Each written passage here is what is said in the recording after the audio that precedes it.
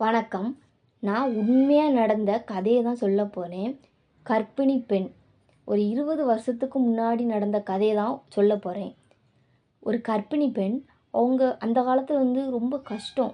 சாப்பாடுக்கே வழி இல்லாம இருப்பாங்க. ரேஷன் அரிசி கூட அந்த காலத்துல கிடையாது. இப்போ எல்லாமே ஈஸியா நமக்கு கிடைச்சிருது. அந்த காலத்துல கிடைக்கல. அப்போ அந்த கர்ப்பிணி பெண் அவங்க வீட்ல அவங்க தனியா இருக்காங்க. அவங்களோட கணவர் பக்கத்துல வேலைக்கு போயிட்டாங்க. அதாவது தங்கியிருந்து தான் வேலை பார்ப்பாங்க. இவங்க என்ன பண்ணாங்கன்னா, ஒரு நாளைக்கு ஒரு நேரம் தான் சாப்பிடுதாங்க. ரேஷன் அரிசி கூட அப்போ துட்டு குடுத்தா தான் குடுப்பாங்க.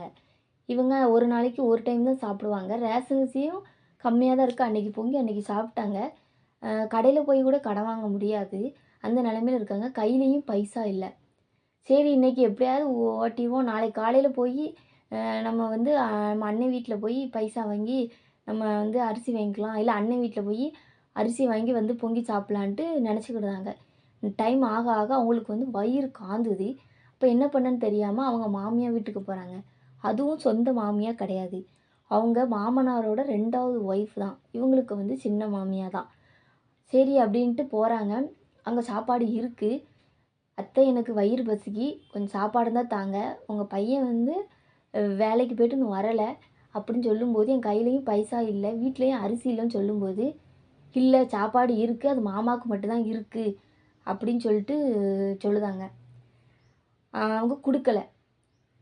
சரி அப்படின்ட்டு இவங்க என்ன பண்ணுதாங்கன்னா, 2 டைம் கேட்டு பார்க்காங்க. இல்ல அப்படின்னோனே வீட்டுக்கு போறாங்க. வீட்ல போய் சீனியையும், தண்ணியும் குடிச்சிட்டு, இன்னைக்கு எப்படியாவது தூங்கிடலான்ட்டு, நாளைக்கு காலைல பார்த்துக்கலான்ட்டு தூங்குதாங்க. அவங்களால நைட்டு ஃபுல்லும் தூக்கம் வரல. வயிறு காந்தானம். சரி அப்படின்ட்டு நான் மறுநாள் ஆகுது. அவங்க கடையில அதாவது அந்த சைடு பீடி சுத்துவாங்க. பீடி சுத்துதாங்க. சுத்திட்டு மதியம் அந்த பீடிய கொண்டு போட போறாங்க அந்த கடையில. அது பக்கம் தான் அவங்களோட அண்ணன் வீடு. சரின்னு பீடிய போட்டுட்டு, அவங்க வீட்டுக்கு போயி, அவங்க வீட்ல போய் சாப்பிட்டு, நைட்டு சாப்பாடுக்கும் டின்பாக்ஸ்ல வாங்கிட்டு வராங்க. வீட்டுக்கு அவங்க சாப்பிட்டாங்க.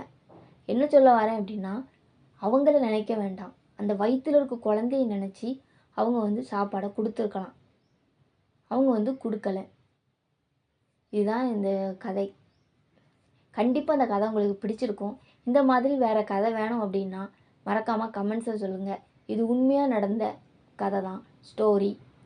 நன்றி.